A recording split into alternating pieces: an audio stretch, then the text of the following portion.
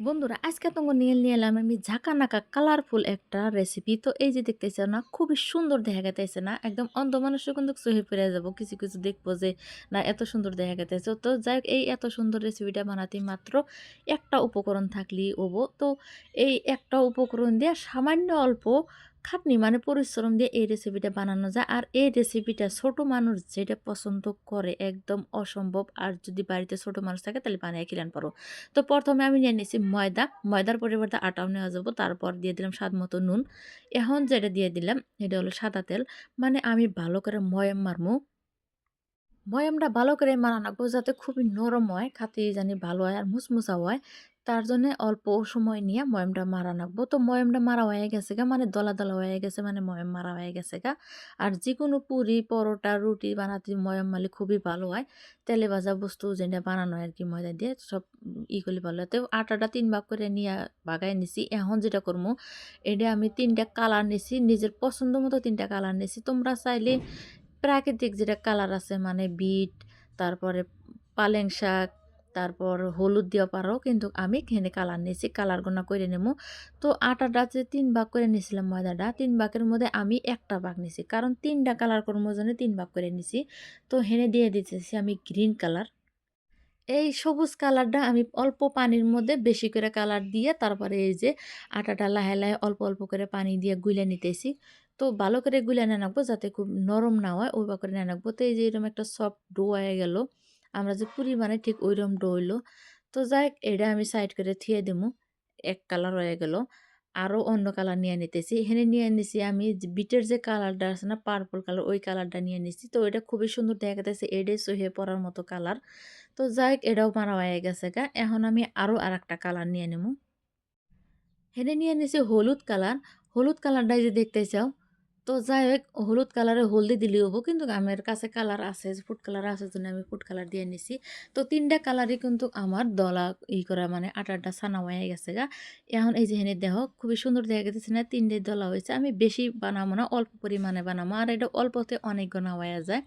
তো ৩টা দলা নিছি। এই ৩টা দলা খুবই ভালো করে একদম হাত দিয়ে ডইলা ডইলা খুবই সুন্দর সফট করে আমি এটাকে মাইরে নিছি। এখন আমি এটা একটা রুটির মতন করে বানাই নেব। তো প্রথমে আমি একটা রুটি বানাইতেছি। আমরা যে রুটি বানাই না, আমরা যে লুচি খাই, পুরি খাই, ঠিক ওইরকম করে বানানো লাগবো। তো এই রুটিটা মোটা হবো। তো যাই হোক, আমি হলুদ কালারটা নিয়ে নিলাম, হলুদ কালার দিয়ে। আর শুকনা গুঁড়া ব্যবহারটা না করাই ভালো, কারণ শুকনা গুঁড়া ব্যবহার করলে এই যে কালারটা আছে, কালারটা নষ্ট হয়ে যায়, দেখতে অতটা ভালো দেখা যায় না, ওই জন্যে। তো যাই হোক, একটা মোটা মোটা করে রুটি বানাই নিছি। এই যে খুবই মোটা সাইজেরই হয়েছে। তো এটা হয়ে গেছে গা, এটা আমি সাইডে থিয়ে দিব। আমার সবকটা রুটি বানানো হয়ে গেছে গা। তো এই যে হেনে সবুজ কালারটা দিয়ে দিলাম।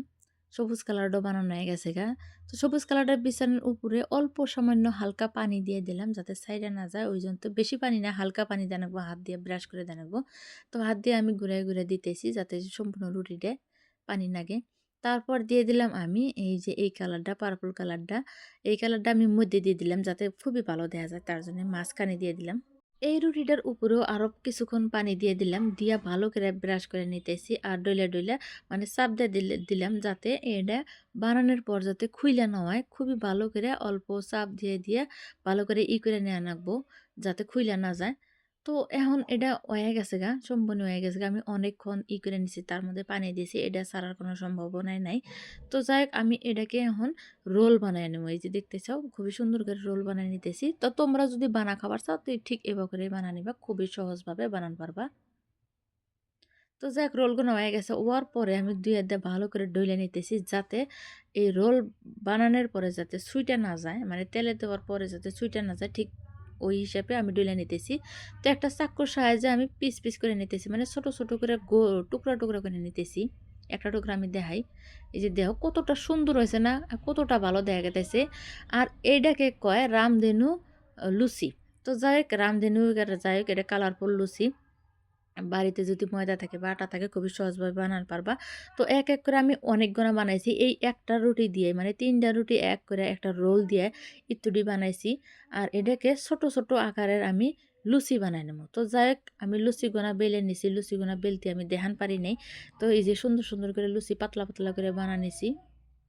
আর কতটা সুন্দর দেখা গেতেছে না, খুবই কিন্তু ভালো দেখা যাইতেছে। এটা খাতে যতটাই স্বাদ না লাগুক কিন্তু দেখতে এটা খুবই চমৎকার। তো যাই হোক আমি আগের থেকে তেল হিটে দিয়ে রাখছিলাম। আমি তেলের মধ্যে একটা সাইডে দিলাম। তো এক করে আমি সবগুনা এবার করে ভাইজা নিবো। অনেকগুনা হয়েছে যেহেতু। তো এই যে অ লুচিটা ফুইলা উঠছে। তো অল্প চাপ দিলে হালা লুচিটা ফুইলা যায়। তো এবার করে তোমরা ভাইজা নিবা। তো যাই হোক আমার লুচিগুনা ভাজা হয়ে গেছে গা। এবার একটা প্লেটের মধ্যে আমি এক করে মেলাডি লুচি নিয়ে নিতেছি। দেখো কতটা সুন্দর হইছে। আর ভাজার পরেও কিন্তু কালারটা নষ্ট হয় নাই। খুবই ভালো কালার আছে, তাই না? আর দেখতেই তো মাশাআল্লাহ কয় নাগবো না। তো যাই হোক বন্ধুরা, এরকম করে রেসিপি বানায় খাইও বাড়িতে আর সবাইকে চমকে দিও। তো সম্পূর্ণ হয়ে গেছে গা। এখন আমি একটা তুমগরে বাইঙ্গা দেখামু, মানে চিরা দেখামু। এটা তো মচমচা না, বাইঙ্গা দেখানোর কোনো কিছু নাই। তো যাকে যে দেখতেছো কতটা সুন্দর হইছে আর এটা খাতে কিন্তু অনেকটাই সুন্দর হইছে। তো যাই হোক বন্ধুরা, আমার রেসিপিটা আজকে এখানেই শেষ। যদি আমার এই রেসিপিটা তোমার ভালো লাগে তাহলে লাইক, শেয়ার, কমেন্ট কইরা দিও।